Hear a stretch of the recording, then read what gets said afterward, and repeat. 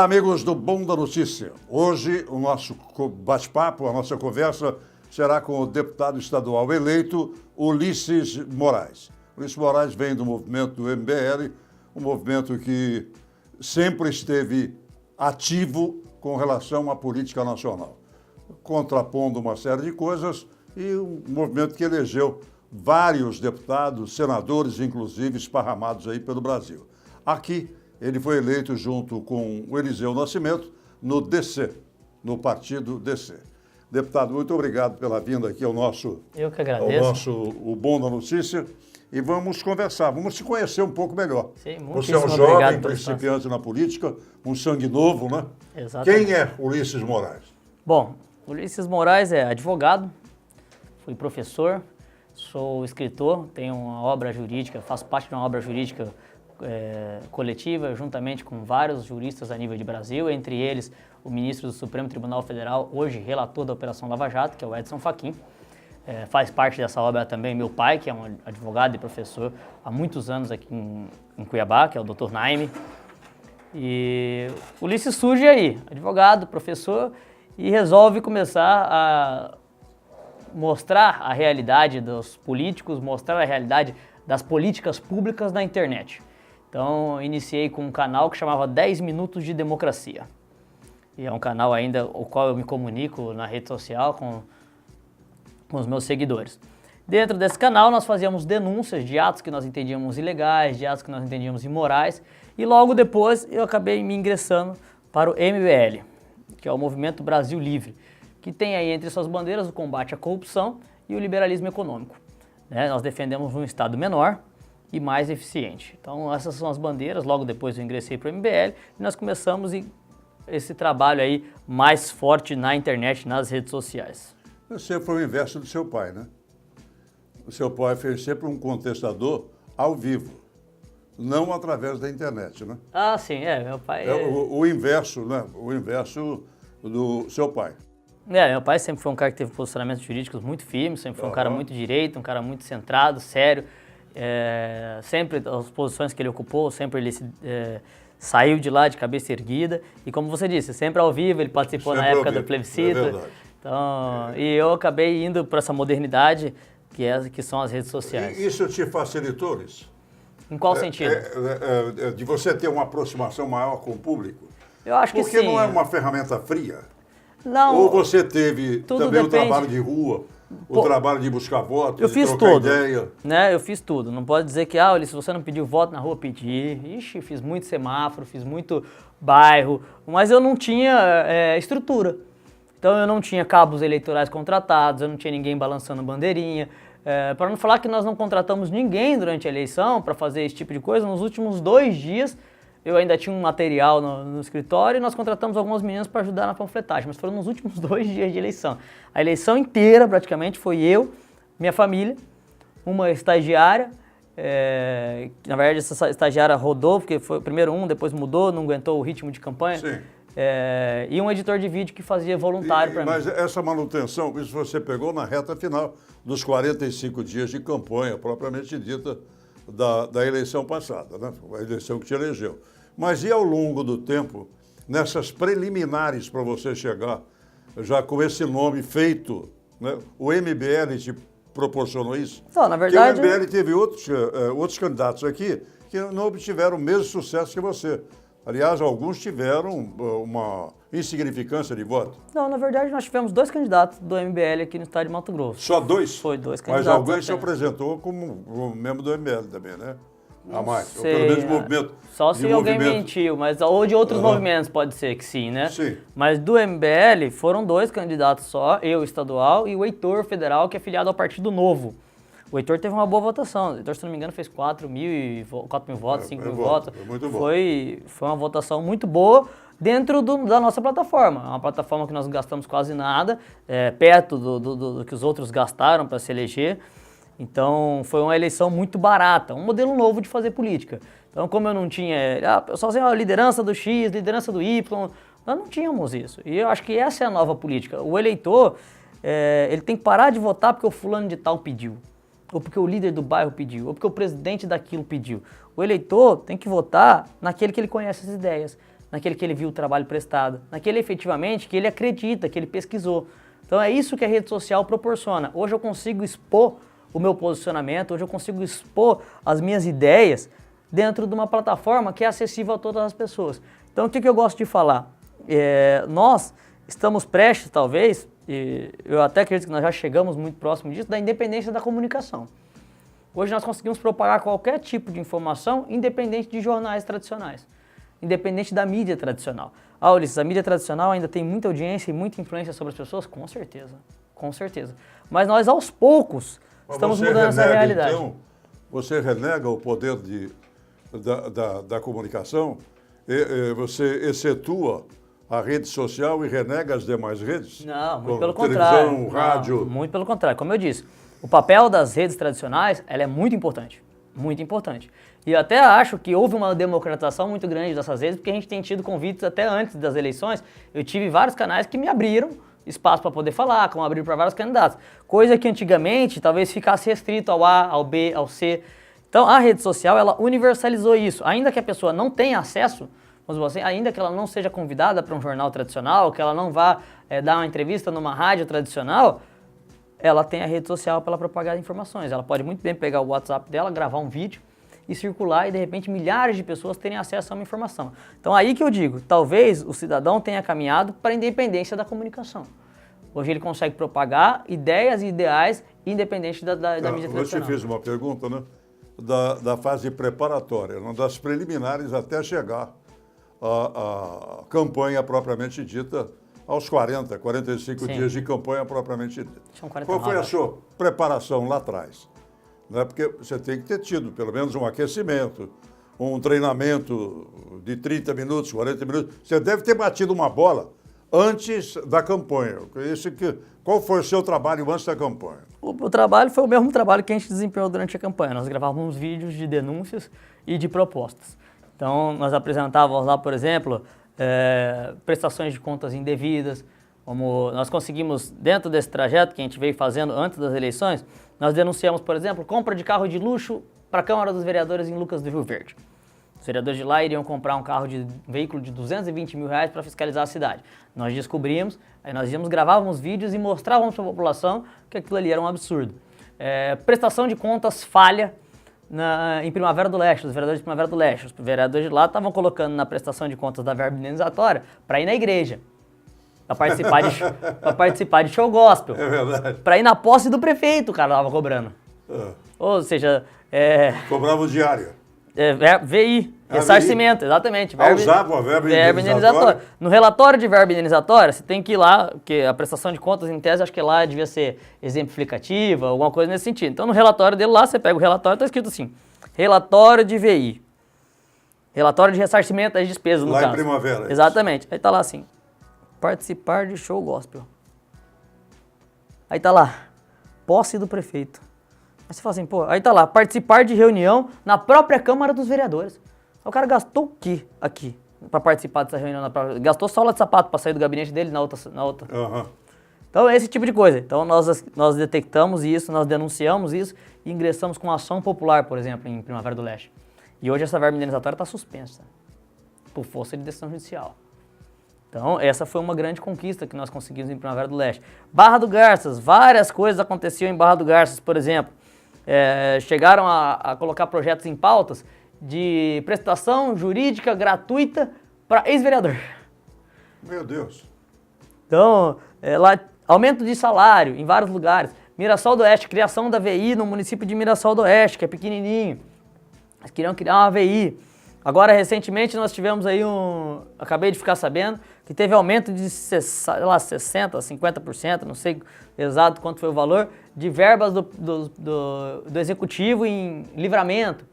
Então, nós pegávamos essas denúncias e nós expunhamos e colocávamos na internet. Mas não existe uma regulamentação para isso? Uma regulamentação constitucional ou uma regulamentação por um código de posturas ou coisa semelhante nos municípios e nas câmaras? O Brasil é um país de muitas leis. O que nós precisamos fazer é só cumpri-las. E com relação a várias dessas Porque verbas... a Câmara faz o que quer com o seu 12º. Então, exatamente. E Né? aí o que a gente precisa fazer é com que as leis sejam cumpridas no Brasil. Nós temos lá, por exemplo, uma legislação que fala que as câmaras, as assembleias, os governos devem ser no máximo transparentes, certo? Possível. A população deve saber exatamente o que é gasto, o que não é gasto. Mas nós temos legislações internas que talvez descumprem a lei federal e que tratam aí a dispensa da comprovação de algumas verbas. Então, poxa, verba indenizatória, será que o cara não tem que prestar conta disso aqui? Qual o problema dele prestar conta, de apresentar, ou às vezes de apresentar um relatório que seja no mínimo honroso, né? Porque o cara colocar lá show gospel não dá para aceitar. Então é esse tipo de coisa que a gente combateu antes das eleições. Isso é que te levou para a política? Foi uma coisa política que... partidária? Na verdade, assim, o que me motivou, nós tivemos várias conquistas. Nós conseguimos, por exemplo, derrubar as verbas indenizatórias, conseguimos barrar essa compra de carro. Só que da mesma forma nós tivemos derrotas. Algumas manifestações nossas, às vezes as pessoas olhavam, mesmo a população ao nosso lado, mesmo a população indignada, as pessoas vinham e aprovavam. Mesmo aprovava toque de caixa, eu não queria nem saber da opinião pública. E o que me incentivou foi justamente essas derrotas. Falei, cara, não é possível que eles não estão nem aí para a população, não é possível que ninguém vai fazer o contraponto. Então eu vendo tudo aquilo e ficando indignado com aquilo que a gente conseguia, de repente vinha uma derrota que eu falava assim, não é possível que os caras não estão nem aí para a população. Eu falei, não, a gente tem que rever isso aí. Então conversei com os seguidores da página, conversei com as pessoas que estavam ali acompanhando a gente e tudo mais, falei assim, muitas pessoas pedindo, seja candidato, seja candidato, seja candidato. E eu sempre tive uma algeriza da política, eu não gostava. Eu fazia essa parte das denúncias, de proposições, mas é do lado de fora. Eu achava a política uma coisa muito, não sei, não gostava. E depois as pessoas pedindo, eu falei, bom, vamos fazer uma pesquisa e vamos ver. Mandei uma mensagem para todos os contatos na época que eu tinha de WhatsApp, de Facebook e tal, e o feedback foi muito positivo. Muita gente falando assim, não, nós precisamos de pessoas assim comprometidas com esse discurso, comprometidas com esse tipo de proposta. E eu resolvi aceitar esse desafio. Eu filiei no último dia. No último dia que podia filiar, foi quando eu filiei. Acabei filiando num partido pequeno, que é o Democracia Cristã. Ah, olha, por que você filiou no Democracia Cristã? Que era um partido pequeno que não tinha corrupto. Esse foi o critério. Ou como estratégia de coligação? Não, porque as coligações se formam depois, né? Sim, mas numa estratégia, partido pequeno Partido sempre vai buscar uma coligação.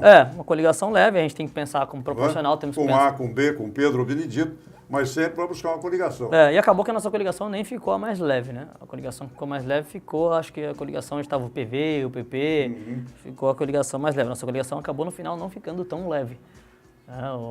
Quem se elegeu por último na nossa coligação foi eu que tive por último na coligação, a nossa coligação fez 2.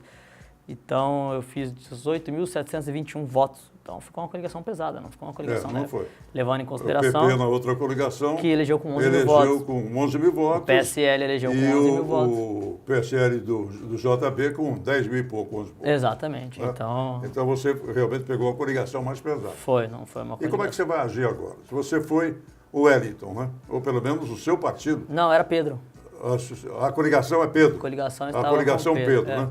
Eu pensei que você fosse o Wellington. Coligação Pedro. Não, a coligação era Pedro. Eu adotei desde o início uma candidatura independente, sem vinculação política com ninguém. Recusei todo e qualquer fundo público, qualquer tempo de TV eleitoral. Fui contra todo tipo de financiamento público de campanha. Isso envolve fundo eleitoral, fundo partidário e tempo de TV gratuito. Não existe tempo de TV gratuito, a gente sabe. O senhor é mais experiente do que eu, sabe também que isso, na verdade, é um imposto que deixa de ser recolhido, o horário eleitoral gratuito. E eu defendo o fim dele. Eu acho que ele tem que acabar. Não faz sentido nenhum. Ninguém consegue expor as propostas ou a plataforma de campanha em 10 segundos. Então aquilo tem que acabar. É uma vergonha muito grande o cara que aparece ali, fala meia dúzia de palavras e acha que alguém vai votar nele porque ele apareceu na TV com um discurso bonitinho. Até porque não dá para fazer um discurso bonitinho em 15 segundos. Mas em função até desse enxurrilho, desse número exagerado de partidos que nós temos. Nós não temos ideologia para 35 partidos. Exatamente. 14 ou 15 partidos não atingiram a meta de Barreira, não ultrapassaram a meta de Barreira. DC é um deles. Qual o destino do DC agora? Bom, eu sinceramente não sei qual é o destino do DC. Eu acredito que ele deva fundir com algum outro partido, não sei se vai haver. Forçosamente algum. Eu acredito que talvez ele deva fazer alguma fusão. Mas a vantagem é que agora os candidatos que saíram do DC ficam livres, né? Porque como não tem... Você tem a opção de escolher o que você quiser. Exatamente. E essa escolha, acho que é uma escolha delicada. Eu devo deixar essa discussão para o ano que vem, até porque hoje a gente tem que pensar muito na questão ideológica do partido. Os partidos, como você disse, inúmeros partidos, e boa parte dos partidos não possuem mais ideologia nenhuma, ideologia alguma, né? Acabam sendo, na verdade, só plataformas para o cara se eleger. E não é isso que eu defendo. Aliás, eu já defendo o modelo de candidatura independente. Inclusive, isso é pauta que está sendo julgada no Supremo Tribunal Federal e isso pode se tornar uma realidade. Mas a política não ficaria enfraquecida? Onde é que entraria a política partidária nisso? Onde é que os partidos entrariam se você fosse um candidato independente? Eu não sei em que posição você ficou entre os 24 da mesa diretora. 17º. Você votado. teria condições de uma candidatura independente entre os mais votados de estar lá. Mas muitos, né, que, ainda observam o seguinte, e o partido político? E a essência política que é o partido, onde é que ficaria? Como eu disse. Quais seriam as discussões? É muito que divisão bonito. a gente teria, né, numa Câmara ou numa Assembleia se as candidaturas fossem soltas, fossem independentes? As candidaturas soltas e independentes, elas possuem uma ideologia. Eu possuo uma ideologia. Não é questão da ideologia, né? Como é que ela se firmaria, uma candidatura dessa, como é que ela se firmaria no cenário, no fortalecimento partidário?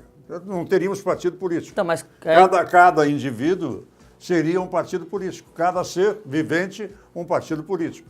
Né? Como é que seria o país? Bom, qual Ou seria... você tem- Aí eu que te pergunto, qual seria a vantagem do partido político hoje? Sim, mas você tem que, pelo menos a gente tem que ter uma premissa e um olhar do seguinte, para as grandes democracias. No caso dos Estados Unidos, uma série de partidos, mas 2 preponderam, 2 aparecem. Mas né? há a possibilidade lá de candidatura independente.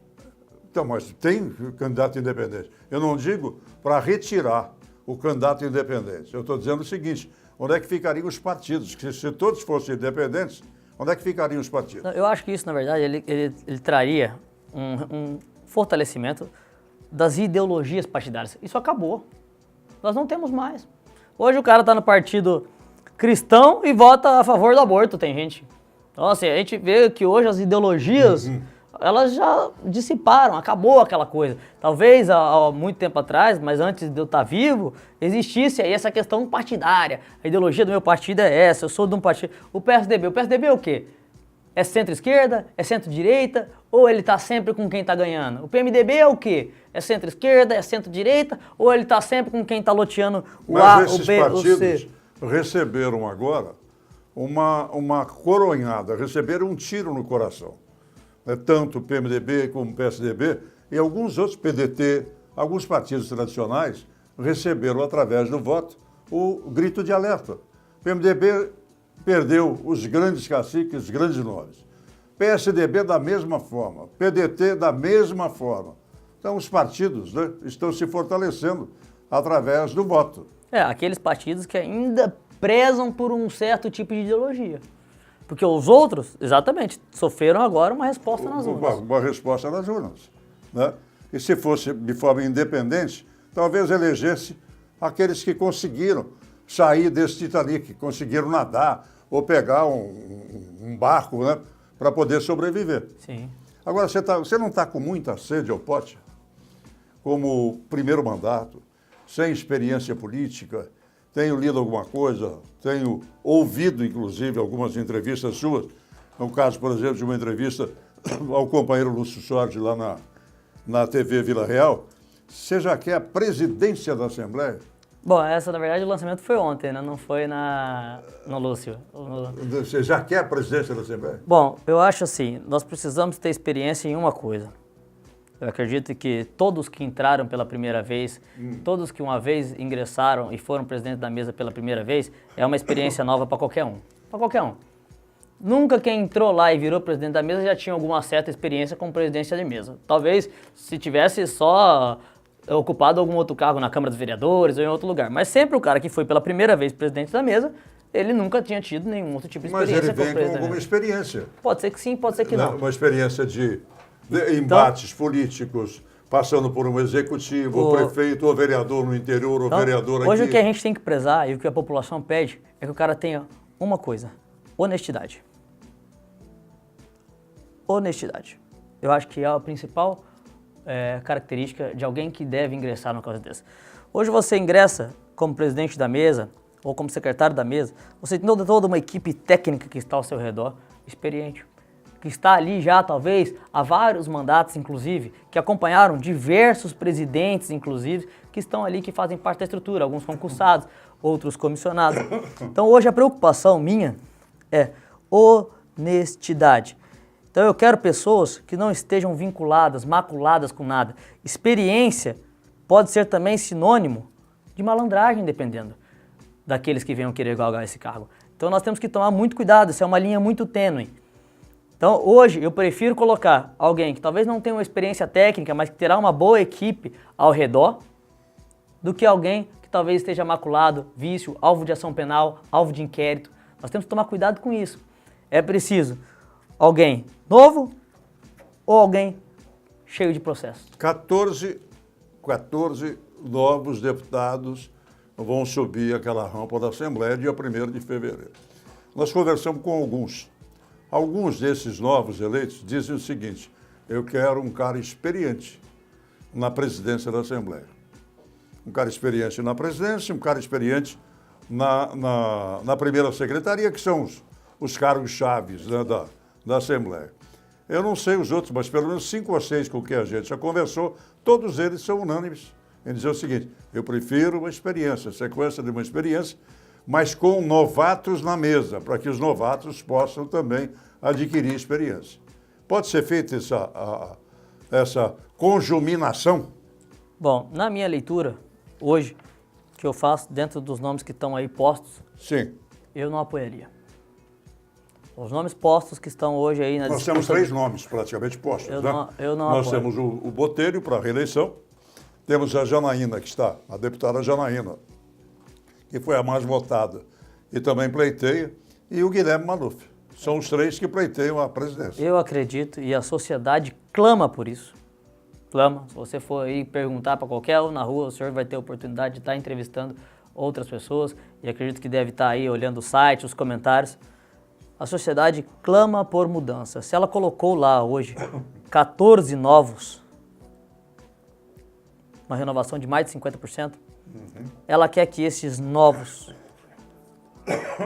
que ela confiou, que ela acreditou, assumam o comando e mostrem. Seja um ponto de partida de mudança, é isso Exatamente. que você quer dizer? Mostrem para a sociedade. Mas quem sabe dessa discussão. Com vigilância constante, né? Com vigilância constante, esses novos não poderão colocar a ordem na casa? Esse é um grande problema. Pode, né? mas a tem... A união dos 14? Exatamente. Porque é uma coisa muito difícil você unir 14. Né? Muito difícil realmente Eu unir clamo 14. para que isso aconteça. Torço para que isso aconteça. Torço para que esses 14 novos não decepcionem a sociedade. Que Nós torcemos a sociedade torce para isso também. Exatamente, que eles ouçam as ruas. Ouçam o recado que foi dado. Essas 50 e tantos % de renovação é um recado. Então, isso que eu coloco meu nome à disposição. Se você tem vaidade com isso. Não, posso até ficar fora. Posso até ficar fora da mesa. Mas eu quero apoiar uma mesa com gente que nunca esteve lá. E você vê isso como possível?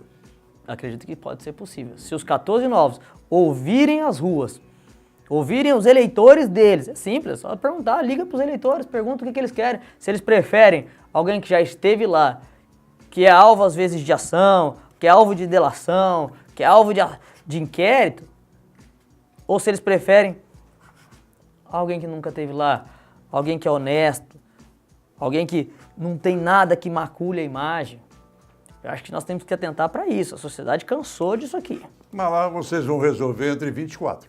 O povo aqui vai ficar na arquibancada batendo palma ou vaiando. Vaiando ou batendo palma. O povo realmente nessa hora não vai ter Mas mais essa o é a minha poder de ideia. decisão. E eu quero que a sociedade venha e comece a acompanhar a discussão desde já. Então isso aqui tem que ser aberto.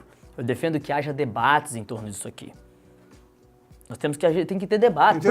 Por que você quer ser presidente da Assembleia? O que é que você acha que tem que mudar? De que maneira que acha que tem que mudar? Essa renovação, como vai ser feita? Uma outra coisa que você disse, é para extinguir a VI.